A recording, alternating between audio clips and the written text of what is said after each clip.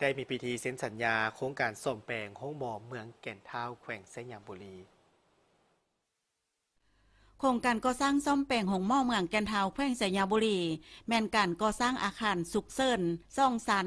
ขนาด 7.2 คูณ 12 เมตรทับมางอาคารเก่าออกและปลูกสร้างอาคารนอนคนเจ็บ2ชั้นหลังใหม่พร้อมด้วยสร้างยาขนาด 16 คูณ 31 เมตรและอาคารโรงเย็นขนาด 7 คูณ 7.5 เมตรรวมมูลค่าการก่อสร้างทั้งหมด 12 ตือ 115 ล้านกว่ากีบและจะเริ่มลงมือก่อสร้างนับแต่มือลงลายเซ็นเป็นต้นไปกำหนดเวลาการก่อสร้าง3ปี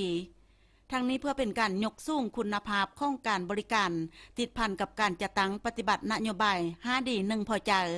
เวลาได้ภาคและรัฐก็ได้ซอกหาทุกวิธีทางเพื่อดึงดูดการช่วยเหลือเข้าในการปรับปรุงพื้นฐานโครงสร้างเวียกงานสาธารณสุขเว้ารวมเว้าเฉพาะสถานที่บริการสาธารณสุขในแขวงไสยบุรีในใช้เพื่อรับใช้ให้แก่การปิ่นปัวสุขภาพให้ประชาชนได้อย่างทันการหลุดพ้นการใส่ใจที่ไปปิ่นปัวอยู่ประเทศใกล้เคียงในพิธีท่านดร.ราชวงศ์รัศมีรองหัวหน้าแผนกสาธารณสุขแขวงไสยบุรีแนะนำเจ้าของโครงการและท่านดวงสมรบัวมณีจันทร์ผู้อำนวยการบริษัทดวงจันทร์รุ่งเรืองจำกัดผู้เดียวแนะนำผู้รับเหมาก่อสร้างก็ได้ลงนามเซ็นบทบันทึกร่วมกันโดยซองหน้าท่านอาเมทรงยะเล็งกรรมการประจำพรรคแขวงรองประธานคณะกรรมการปกครองแขวงไสยบุรีพร้อมด้วยแขกที่เข้าร่วมเป็นสักขีพยาน